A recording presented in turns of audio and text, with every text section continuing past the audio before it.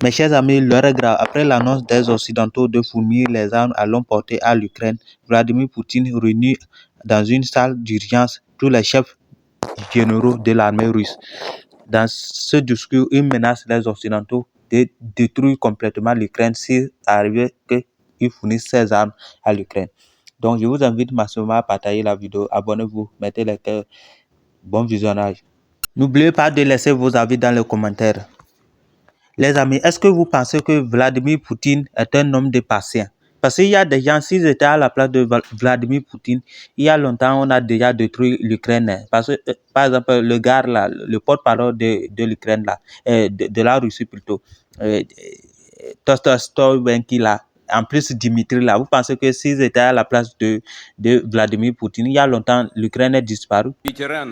Chers vétérans, camarades soldats et matelots, sergents et starchines, michman et praporchik, camarades officiers, généraux et amiraux, combattants et commandants des participants de l'opération militaire spéciale, nous célébrons la journée de la victoire. Une journée pour laquelle nos aïeux qui se sont glorifiés de par leur nom ont défendu la patrie. Par le prix d'un courage sans limite et de nombreux sacrifices ont sauvé l'humanité du nazisme. Aujourd'hui, la civilisation se retrouve à nouveau à une période charnière. Contre notre patrie, à nouveau, a été déclarée une guerre véritable. Nous avons repoussé le terrorisme international, nous défendons les habitants du Donbass, nous assurons notre sécurité. Pour nous, pour la Russie, il n'y a pas de peuple hostile ni à l'Occident ni à l'Orient. Comme la grande majorité des personnes sur la planète, nous souhaitons un avenir qui soit pacifique, libre et stable. Nous considérons que toute idéologie de supériorité par sa nature est répugnante, criminelle, mortelle. Cependant, l'élite globaliste occidentale continue à affirmer son rôle exclusif. Il divise la société, il provoque des conflits meurtriers et des renversements de pouvoir. Il sème la haine, la russophobie, le nationalisme agressif. Il refuse les valeurs traditionnelles qui ont été transmises dans les familles. Et tout cela pour qu'ils puissent continuer à dicter, imposer au peuple leur volonté, leurs droits, leurs règles et imposer leur système de violence et de soumission. Ils ont oublié ce pourquoi se sont battus les résistants face au nazisme.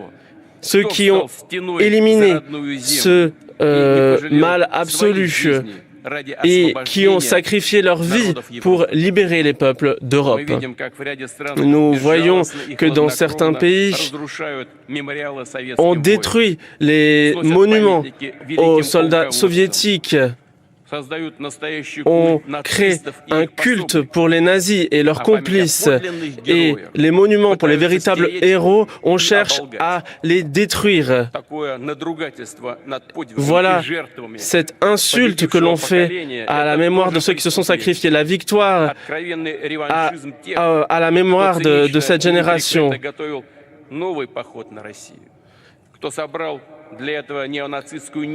Certains ont cherché à créer un nouveau néo-nazisme pour le monde. Ils ont cherché à obtenir la destruction de notre pays. Ils ont cherché à effacer les résultats de la Seconde Guerre mondiale et à détruire le système de sécurité mondial et de droit international. Ils ont cherché à étouffer tout centre de développement souverain.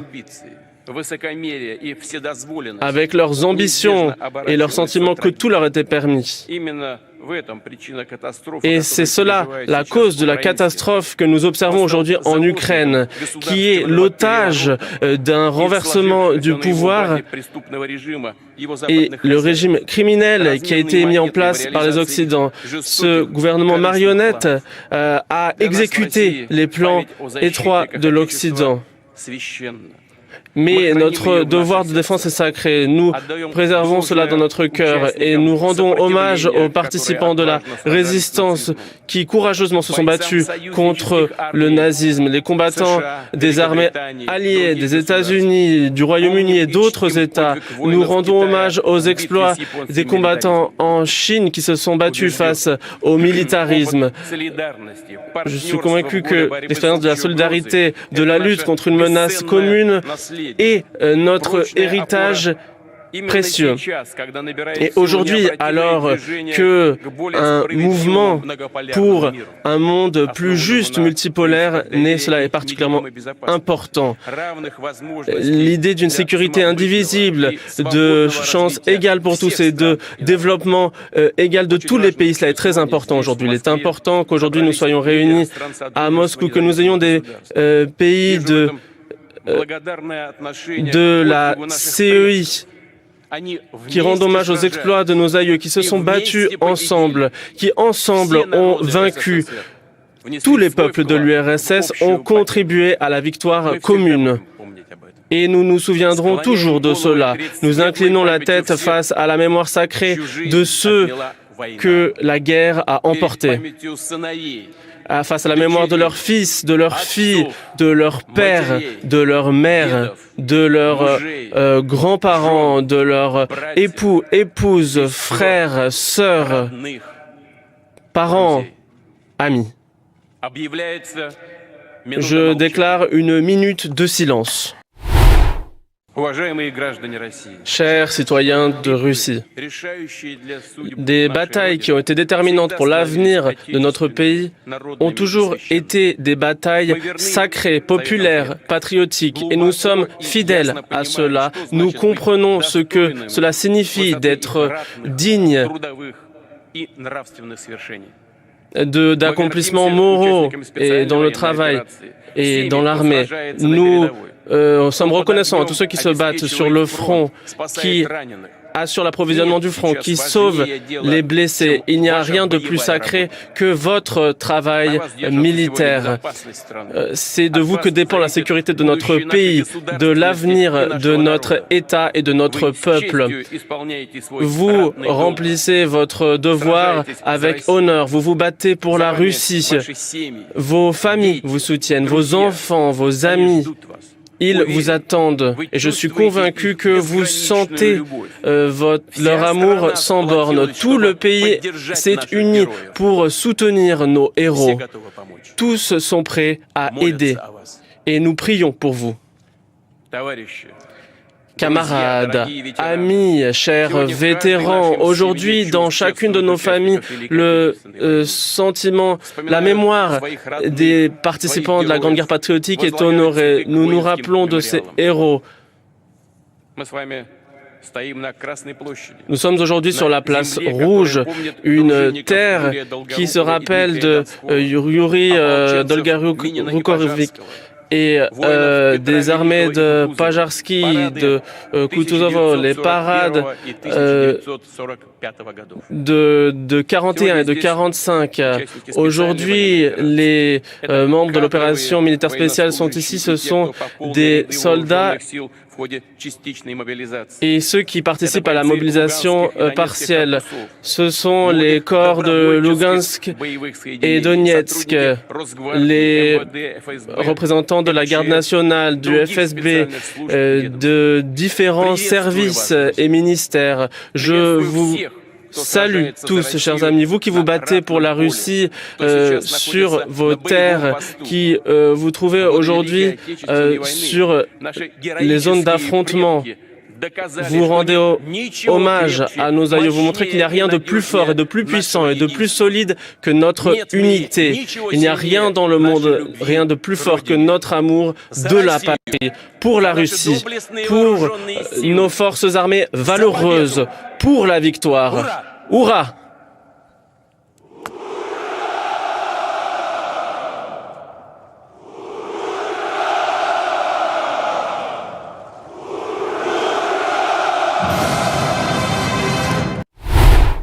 Résumé du 937e jour de la guerre en Ukraine, mardi 17 septembre. Un employé ukrainien du secteur de la défense a été condamné à 15 ans de prison pour avoir transmis des informations militaires à la Russie en 2022. En Russie, un citoyen a été condamné à 5 ans de camp pénitentiaire pour avoir critiqué l'offensive contre l'Ukraine. L'Allemagne a annoncé une aide supplémentaire de 100 millions d'euros pour soutenir l'approvisionnement énergétique de l'Ukraine, ciblé par les attaques russes à l'approche de l'hiver. Le FSB a affirmé avoir abattu un agent ukrainien présumé qui préparait un attentat à la bombe en Russie. Par ailleurs, l'ONG Médecins sans frontières, MSF, a quitté la Russie après 32 ans d'activité, suite à son retrait de la liste des ONG étrangères autorisées par Moscou. Enfin, 2 navires chinois sont arrivés à Vladivostok pour participer à des manœuvres conjointes avec la Russie, marquant le renforcement des liens entre Moscou et Pékin. Cette journée met en lumière les multiples tensions autour de la guerre en Ukraine, allant des accusations d'espionnage et de collaboration avec la Russie à l'aide internationale envers l'Ukraine. Les alliances stratégiques, comme celle entre la Russie et la Chine, continuent de se renforcer, tandis que les sanctions et retraits d'ONG compliquent la situation humanitaire. Dans ce discours du 9 mai 2023 lors de la journée de la victoire, Vladimir Poutine a dénoncé ce qu'il perçoit comme une campagne orchestrée par l'Occident pour imposer son hégémonie mondiale. Il a soutenu que l'élite globaliste occidentale cherche non seulement à affaiblir la Russie, mais aussi à provoquer des conflits internationaux et à imposer des valeurs étrangères, en particulier sur le plan social et culturel. En examinant plusieurs cas concrets, nous pouvons observer comment cette vision se manifeste à travers les actions de l'Occident dans le monde. Les interventions militaires américaines, notamment en Irak en 2003 et en Libye en 2011, sont des exemples fréquents utilisés pour illustrer l'imposition de la volonté occidentale. Ces interventions, qui visaient à renverser des régimes jugés dictatoriaux, ont souvent entraîné un chaos durable et une instabilité régionale. Poutine considère que ces actions démontrent une volonté de l'Occident de remodeler des États souverains selon ses propres intérêts stratégiques. En Ukraine, la Russie a toujours critiqué le renversement du président Viktor Yanukovych en 2014, qualifiant les manifestations de Maïdan de coup d'État soutenues par l'Occident.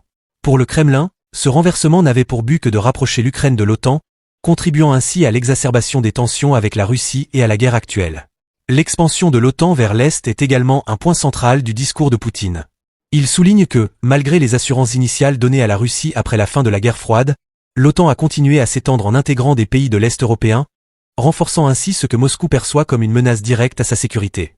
Cette expansion est vue comme une tentative de l'Occident de contenir la Russie militairement. Sur le plan économique, les sanctions imposées à la Russie après l'annexion de la Crimée en 2014 sont perçues comme une autre forme de pression occidentale. Pour Poutine, ces sanctions visent à affaiblir l'économie russe et à punir le pays pour avoir défendu ses intérêts nationaux dans une région stratégique. Enfin, Poutine dénonce l'attaque contre les valeurs traditionnelles, notamment en ce qui concerne les questions de genre et de famille. Pour lui, l'Occident tente d'imposer un modèle de société libérale qui va à l'encontre des traditions et des valeurs russes, exacerbant ainsi un conflit culturel. Le discours de Poutine reflète une vision selon laquelle l'Occident, par le biais de ses actions militaires, économiques et culturelles, cherche à affaiblir la Russie et à remodeler le monde selon ses propres intérêts. En présentant des exemples concrets, comme les interventions militaires en Irak et en Ukraine, l'expansion de l'OTAN et l'imposition de sanctions, Poutine met en lumière les tensions géopolitiques qui sous-tendent les relations entre la Russie et l'Occident. Pour Moscou, il s'agit avant tout de défendre sa souveraineté, ses valeurs et son droit à exister en tant que puissance indépendante dans un monde multipolaire. Merci d'avoir suivi cette vidéo jusqu'à la fin. Partagez avec